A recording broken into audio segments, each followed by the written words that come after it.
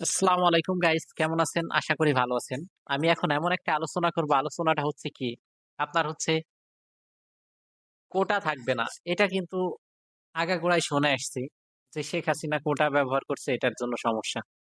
কিন্তু বর্তমানে কিন্তু আপনার কোটা ছাড়া কিছুই নাই। যেই ছাত্ররা হচ্ছে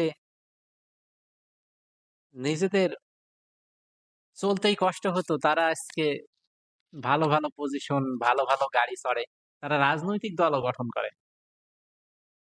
তাহলে হিসেব করেন যে আপনি শেখ হাসিনাকে কেন দোষ দিবেন? বলেন।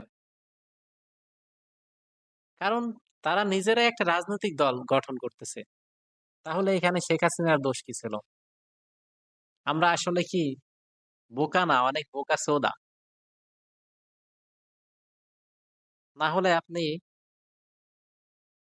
আমাদের যে যেটা বলে আমরা সেটাই শুনি। কিন্তু নিজেদের ব্যক্তিগত যে মেধা সেটা নাই আমাদের। ছাত্ররা এখন রাজনৈতিক দল গঠন করে। এর থেকে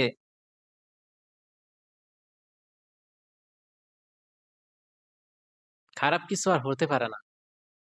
কারণ আমি কিছুদিন আগে একটা দেখলাম, আপনার যে যমুনা নিউজে দেখলাম যে কোটা হবে জুলাই আন্দোলনের। তাহলে হিসেব করেন যে আমরা কতটা স্বার্থপর। আমরা তো এটা যুদ্ধ করি নাই। এটা হচ্ছে দেশের ভিতরেই যেটা হয়েছে সেটাই। কিন্তু আসলে কি, আমি ওই ছবিটা দিয়ে দিব, দেখবেন। তাহলে শেখ হাসিনাকে আমরা কোটার জন্য বরখাস্ত করলাম। শেখ হাসিনা না, যেই আসুক, হয়তো শেখ হাসিনার পাশে ওই থাকলে হতো। তাহলে দেখেন আমরা কতটা নির্লজ্জ, বেকুব।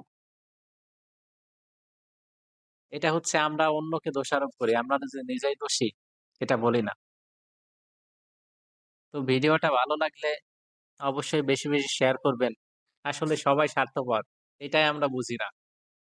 বুঝতে পারছেন? হারানোর আগে কিছুই বুঝি না। ভিডিওটা ভালো লাগলে অবশ্যই বেশি বেশি শেয়ার